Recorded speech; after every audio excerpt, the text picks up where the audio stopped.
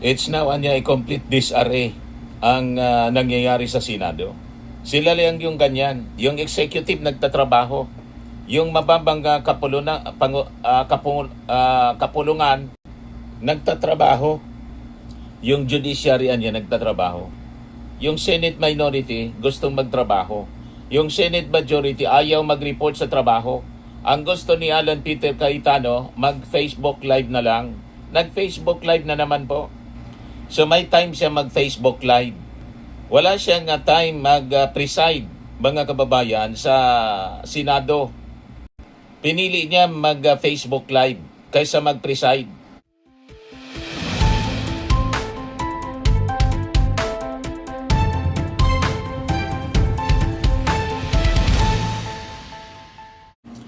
Hello po mga kababayan, si Dante Maravilla. So nag-react na yung ating Pangulong Bongbong Marcos sa kaguluhan sa Senado. Ang panawagan ng ating Pangulo, bumalik na sila sa trabaho. Get back to work, sabi ng ating Pangulong Bongbong Marcos.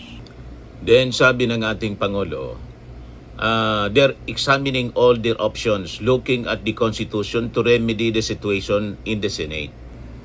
But it requires the cooperation and commitment of the Senate leadership.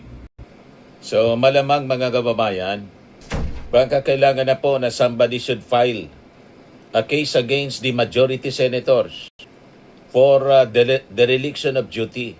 At kung kailangan i-expel itong 13 mga senador for not performing their duty, constitutional duty, then dapat siguro mga kababayan na gawin na.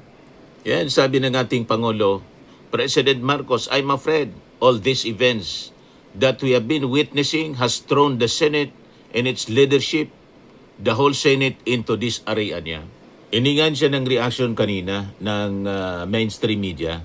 Your thoughts on the Senate impasse and what would you like to tell the senators? Get back to work because it's important. Dami natin kailangan gawin. Look, we had a meeting sa Uplift Committee and marami tayong kailangan pagawa sa mga batas like we were thinking may baka magka-supplemental budget, baka mag-amendahan namin ang mga ibang batas. Ito ay kailangan amendahan namin ang mga ibang batas. Ito para makapagbigay tayo ng tulong sa tao. Ito ay kailangan para makapagbigay tayo ng tulong sa taong bayan dahil nasa crisis. Kung walang session, hindi ko nga maintindihan dahil ang pagkaintindi ko is that ang rules, ng congressman naman ako, nag-senator din ako, ang rules dyan, bago ka mag-cancel ng session, you have to inform the other house 3 days before you cancel a session. And there has to be a very good reason for canceling a session. I don't think na ihahatid mo ang isang senador para pupunta kung saan siya pupunta. Hindi yata sapat na dahilan yan para i-cancel ang isang session. Isang session lang yun. Ngayon, cancelado na naman ang isang session. Hindi ko nga maintindihan kung paano sila magtatrabaho kung ganito. Ang House of Representatives ngayon ay nagtataka kung paano ba nagbago na pa yung rules, nagbago na pa yung mga pagkakot natin kagaya ng sa mga nakaraan. It is a rule that is contained in the Constitution. And so, I'm afraid whatever, all these events that we have been witnessing has thrown the Senate and its leadership it has discredited the leadership and it has stopped the essential business of legislation and government. The two other departments continue to work. The executive continues to work. The judiciary continues to work. Why does the legislation decide? Why does the legislature decide to stop working? I don't understand that. I talked to my fellow senators at the time I was senator, and we cannot figure out tayo napunta rito. Where the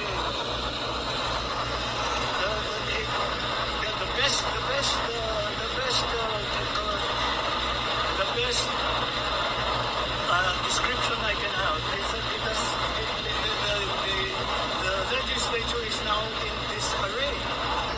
We're trying to achieve some form of stability so that people can get on with their lives, so that people can plan ahead for their future, so that people can count on the assistance of government during this time of emergency. It's now a complete disarray ang nangyayari sa Senado. Sila lang yung ganyan. Yung executive nagtatrabaho. Yung mababang kapulungan nagtatrabaho. Yung judiciary niya nagtatrabaho. Yung Senate minority gustong magtrabaho. Yung Senate majority ayaw mag-report sa trabaho. Ang gusto ni Alan Peter Cayetano, mag-Facebook live na lang. Nag-Facebook live na naman po. So may time siya mag-Facebook live. Wala siyang time mag-preside, mga kababayan, sa Senado. Pinili niya mag-Facebook live kaysa mag-preside.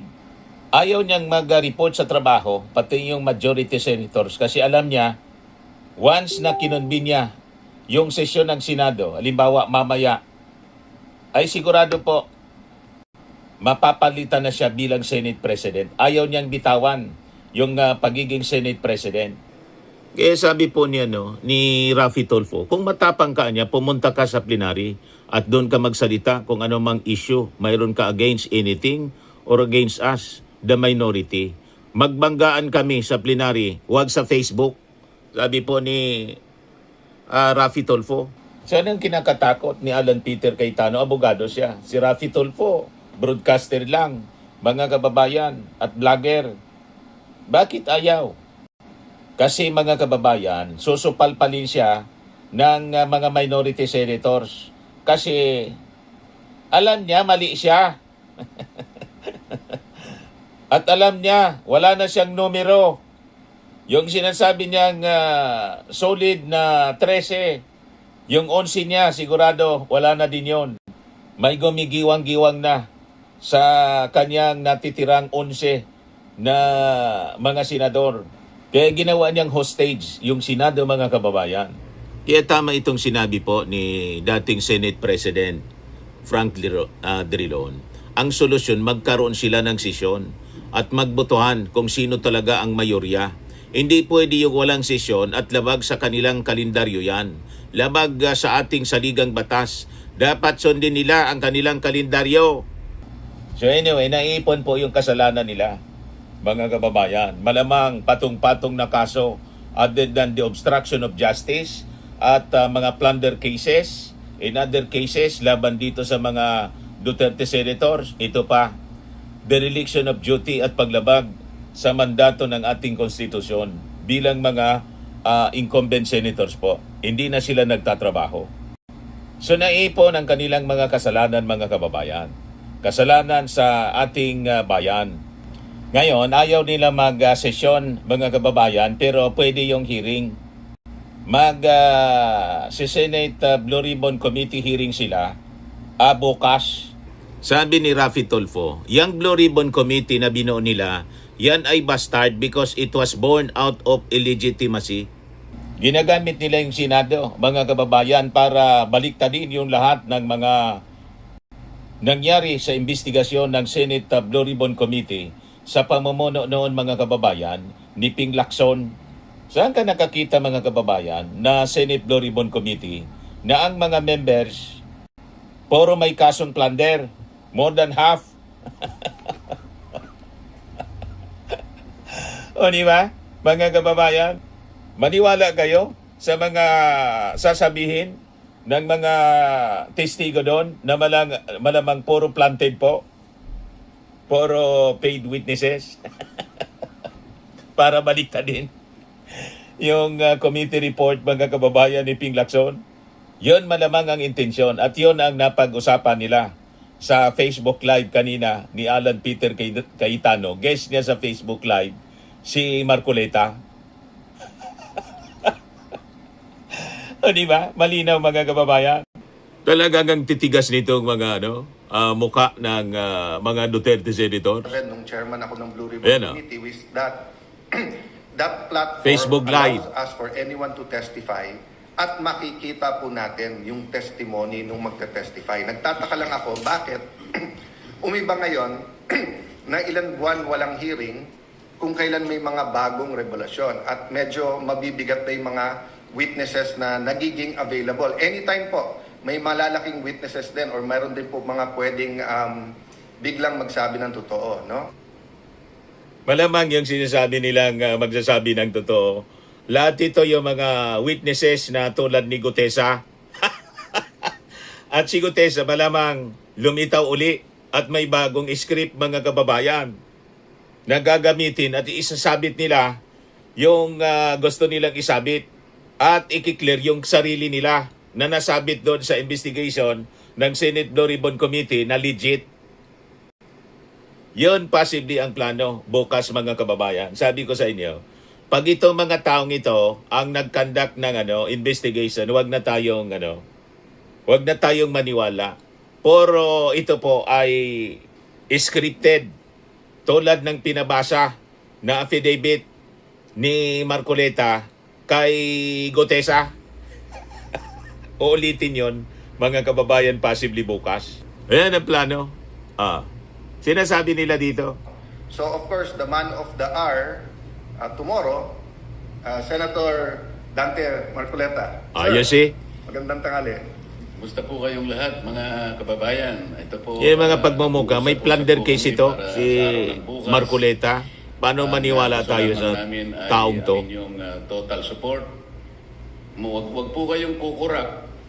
Baka ito na po ang pinakahuling pagkakataon na ang katotohanan, ang katwiran ay mananaig. Kagaya po na sinabi ni SP Alan, lahat po ay gagawin nila para patuloy na pagtakpan ang isang issue na kayong lahat ay may kinalaman sapagkat pera po ninyo ang ninakaw nila. Kaya sinabi ko po, huwag kayong kukurap.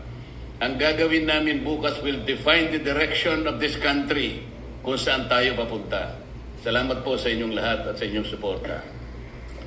So malinaw mga kababayan, gagamitin nila ang Senate Blue Ribbon Committee hindi para lumabas yung totoo, kundi para iligtas yung mga nasangkot na kanilang mga kasama at magturo ng kung sino-sino mga pangalan na kalaban nila sa politika. Alam na ninyo kung sino ang ididiin? Si Martin Romualdez at yung ating Pangulong Bongbong. Di ba? Yun ang ibig sabihin nun, mga kababayan. Payag kayo na gamitin yung Senado para sa ganong agenda? At sila-sila lang, mga kababayan na mag-uusap doon. At sana, huwag paintulutan ito ng Senate minority na gawing platform yung Senado, yung Senate Blue Ribbon Committee para sa character assassination at destabilization laban sa Marcos administration, mga kababayan.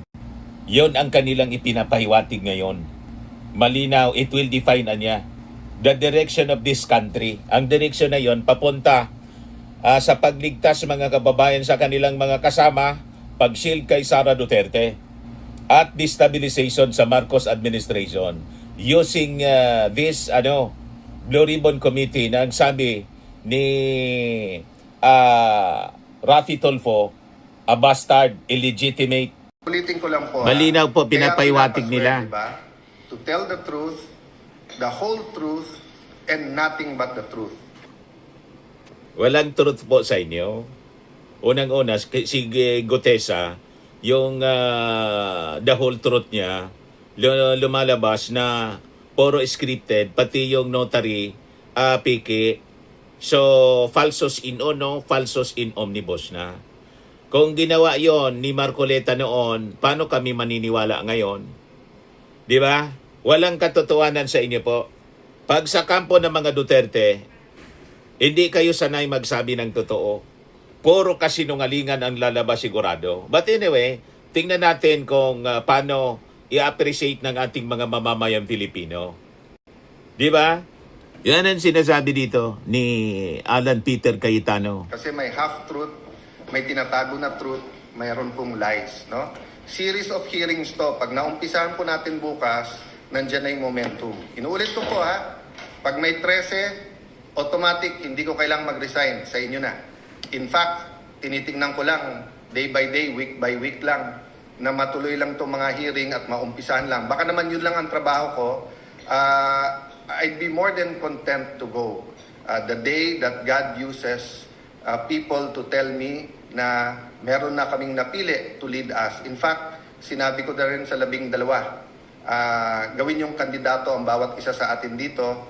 Sino po ang gusto ding maglingkod sa ating bansa. But my mission right now is for the truth to come out. Again, hats off kay Senator Jinggoy Estrada. Napakatagal ko na po siyang kilala. We have our run-ins. In fact, may mga ibang nagpo-post ng aming mga disagreements in the past. But I'd like to reiterate what I said yesterday.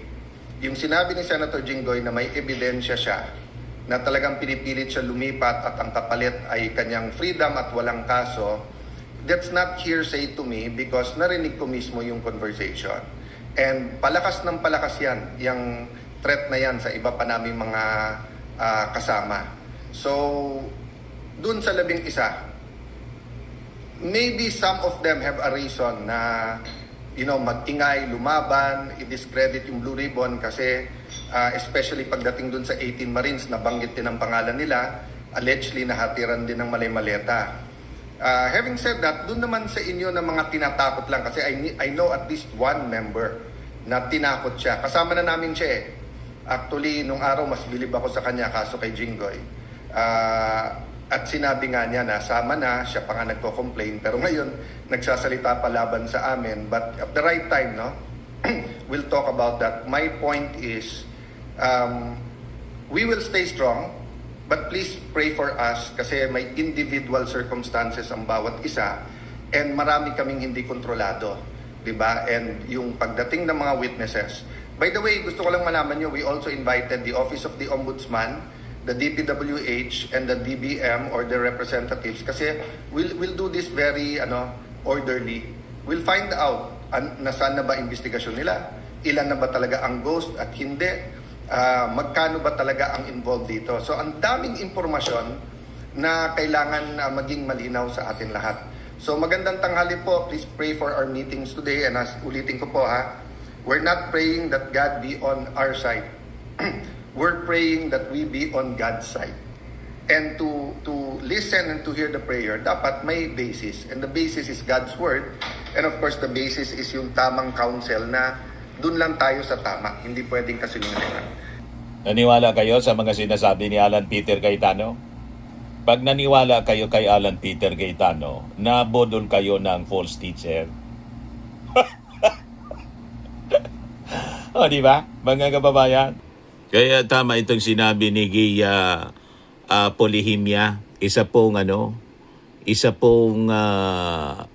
vlogger, isang content creator. Sabi niya, Alan Peter Cayetano, resign ka na kahit Diyos bad trip na sa'yo sa kakadamay mo sa kanya eh. Sabi ko nga mga kababayan, si Alan Peter Cayetano, ginagamit niya yung bersikulo, yung pangalan ng Diyos para may legitimacy sa kanyang sinasabi at moral ascendancy. Malabo po. Hindi nagre-reflect sa kanyang pagkatao ang mismong binabasa niya nga bersikulo. At yung mga sinusupport niya at mga kaalyado, nakikita naman po ninyo, puro mga pusakal. O di ba, mga kababayan? Tama itong sinabi po ni Kiko Pangilinan. Sabi ni Kiko, hindi ito tungkol sa Independent Senate, ito tungkol sa pang-abuso sa kapangyarihan at sa pwesto. This is impunity and therefore we have to end this by asking him to resign or convincing yung ating mga kasamahan na pumili ng bagong Senate President. Ayaw talaga niyang bumaba kasi talagang purposely, yun ang design ng kanilang mga aksyon para po magsagawa ng mga investigasyon yung Senate Blue Ribbon Committee na magda-divert sa atensyon ng mga tao. Magpapasabog sila ng mga kung ano-anong kwento, yung diniscuss natin para ilihis ang issue, ang atensyon ng focus ng mga tao doon sa impeachment, articles of impeachment laban kay Sara Duterte. Kitang-kita po ang kanilang mga galawan. Distraction madaling sabi, mga kababayan. At para idiskaril yung impeachment trial laban kay Sara Duterte. Kaya mga kababayan, sinasabotahin ng Senate Majority ang sesyon ng Senado. Nagets na ninyo mga kababayan? Sabi ni Yossi Castro, kwento lang yan ni Senator Alan Peter Cayetano, wala naman siyang basihan. Ang kaguluhan sa Senado ay kagagawa ng mga senador na ngayon ay pinamumunuan mismo ni Senator Alan Cayetano. Nasa leadership yan. Kung siya ay talagang para sa bayan, hindi naman siguro niya gagawin at papayagan ng ganitong kaguluhan sa Senado. Correct. Created talaga nila yon na kaguluhan sa Senado para po i-shield si Sara Duterte. Hindi matuloy ang impeachment trial. Kaya bantayan natin mga kababayan ang galawan nito mga senador. Huwag tayong papayag sa kanilang pananabutahi sa impeachment trial at gagawa silang kaguluhan at mga gawa-gawang kwento using the Senate Blue Ribbon Committee. Huwag tayong padadala sa kanilang mga pasasabugin na kuno na mga sangkot sa korupsyon. Babalik ta rin yan lahat para iligtas yung kanilang mga sarili. Puro kasi may kaso ang kanilang mga kalyado sa Senate Majority. Kaya gagawin nila yung lahat. Manggugulo talaga sila mga kababayan para iligtas yung sarili at saka si Sara Duterte. Sa mga naghanap ng malinis and spacious fitness gym, pumunta lang po kayo sa aming Colossal Fitness Gym. We also offer Grab Car Rental with our brand new 2023 model ng Toyota Innova. We also accept booking for those who are planning to travel via PAL, Cebu Pacific, and other airline companies, local and international, and bills payment for Meralco Bills, PLDT, Aleco Bills, etc. Ang Colossal Fitness Gym is located at 3rd floor Security Bank Building, Landco Business Park, Legazpi City, Albay. For inquiries, look for Chilon Maravillas. Contact number 0966-802-0949. Yan yung aming Innova. Lagi na pong matao sa amin. Pati mga foreigners po, tingnan ninyo. Mga British tourists sila. Ang lalaki ng katawan na, mga kababayan, nag-gym sa amin. Ito naman po, Indian National. Ito mga mga European sila. Ito naman yung bago naming product na binibenta online, Eye Glow Serum. Whitening po siya galing sa South Korea. Tingnan ninyo yung epekto sa aking anak na architect entrepreneur, Riz Maravillas. For inquiries, look for Riz Maravillas on FB. Ito naman po yung Firmax Firming and Lifting Cream, pinapahid sa mga pulses and other affected area. Mainam po ito sa mga pains at paninigas ng mga kasukasuan. Ito po, Automax Radiant Serum. Sa mukha naman yung application. Anti-aging po siya. You will look 10 years younger than your age. Ito naman po yung bagong product naming binibenta online. I am Worldwide Amazing Pure Organic Barley Powdered Drink Mix from Australia. Mainam po ito sa mga cancer patients tulad nitong si Yulitan, isang ovarian cancer survivor. Sabi niya, barley did not just save my life, it gave me a new life. In 2019, Yuli faced the fight of her life. Through surgery and harsh chemotherapy, I am Worldwide Amazing Pure Organic Barley became her source of strength. It boosted her immune system when she needed it most and gave her the energy to keep going. 100% organic siya, immune system booster, trusted by survivors. For your inquiries and orders, dumiretso na lang kayo sa aking anak na architect entrepreneur, Riz Maravillas. Sa mga mahilig naman po sa mga imported bags and wallets, dumiretso na lang kayo kay Ma'am Eileen Rosales. Eileen Closet, nakabase siya po sa Amerika. Yan yung kanyang Facebook live selling po. Every Sunday, 7 o'clock in the evening, Philippine time. Pwede kayo mag-order sa kanya.